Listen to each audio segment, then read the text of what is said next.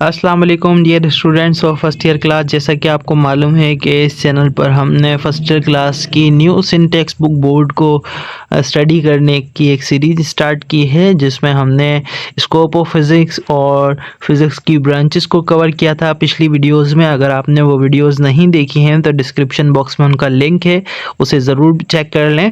और आज जो हम टॉपिक पढ़ने वाले हैं वो physics scope in science and technology के बारे में है।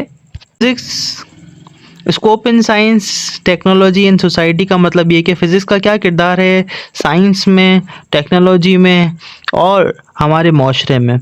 Physics and technology refer to interplay between principle and discoveries of physics and their application in the development of new technologies.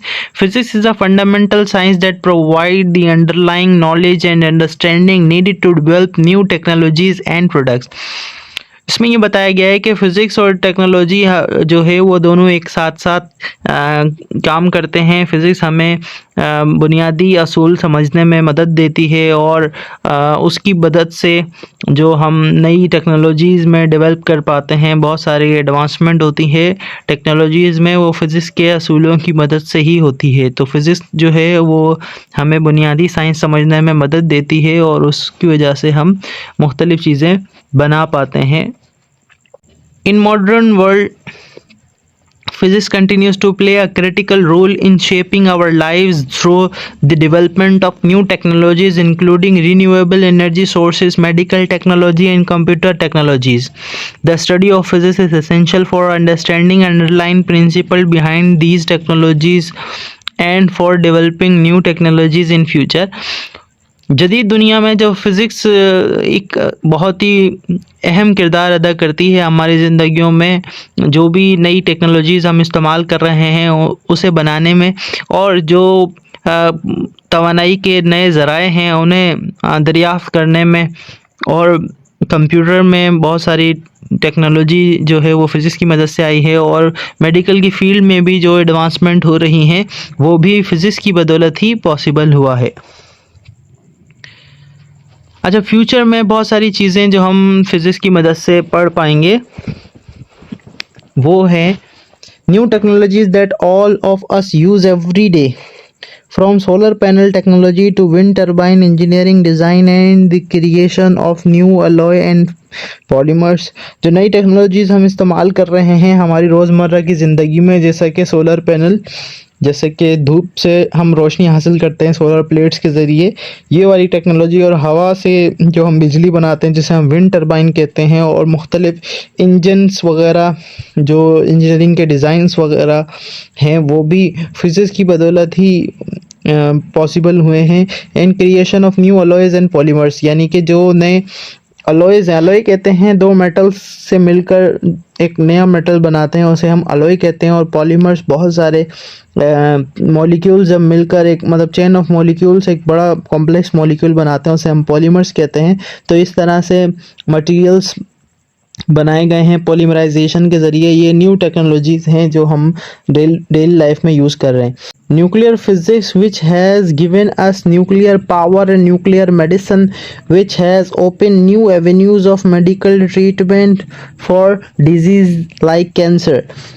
Nuclear physics ने हमें इस काबिल बनाया है कि हम न्यूक्लियर पावर इस्तेमाल कर सकें, जैसे पावर प्लांट्स हैं, और न्यूक्लियर मेडिसिन्स का हम इस्तेमाल कर पाए हैं, जिससे हमने नए रास्ते ढूंढे हैं मेडिकल के, और हमने कैंसर जैसी बीमारियों का इलाज करना पॉसिबल हुआ है फिज़िक्स की बदौलत। The following field reflects that how science has played a role in improving technology.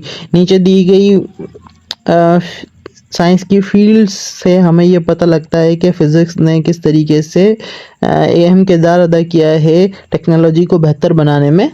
Robotics, due to advances in electronics, materials and machine, robots like combination has been evolved as a field called mechatronics, commonly perform a variety of tasks from assembling cars on a production line to explore the surface of Mars. NASA and Sojourners, which the first robotic device to explore the surface on another red planet. Robotics जो कि electronics material और machine robots के advancement से इन वजूद में आई और robots जो हैं वो मखसूस किस्म का काम करते हैं, जैसे कि गाड़ियों के पार्ट्स को असेंबल करना। नासा का सोजोर्नर नाम का रोबोट जो सबसे पहले मार्स पर भेजा गया, यानी कि रेड प्लेनेट पर भेजा गया रिसर्च के लिए, वो भी फिज़िक्स की एडवांसमेंट की मदद से ही पॉसिबल हुआ। और एक नई ब्रांच है मैकाट्रॉनिक, जो कि मैकेनिक्स और रोबोटिक्स को मिलाकर वजूद में आई है, यानी कि इसमें रोबोटिक्स और मैकेनिक्स को कंबाइनली कलेक्टिवली स्टडी करते हैं मैकाट्रॉनिक्स। अच्छा जी, उसके अलावा यहाँ पर सुपर कंडक्टर्स के बारे में दिया हुआ है कि super conductors allow electric current to travel with virtually no resistance through materials such as aluminum, lead and niobium are cooled by liquid helium to bring the temperature down to the low critical point.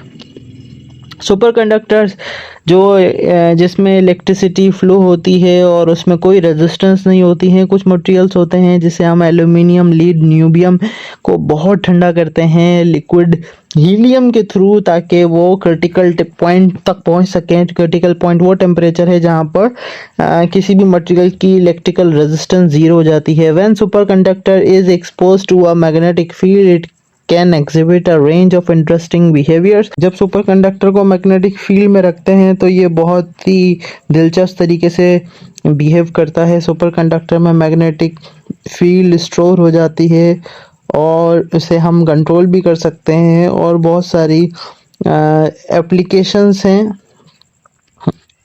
Super conductors की, जैसा कि magnetic levitation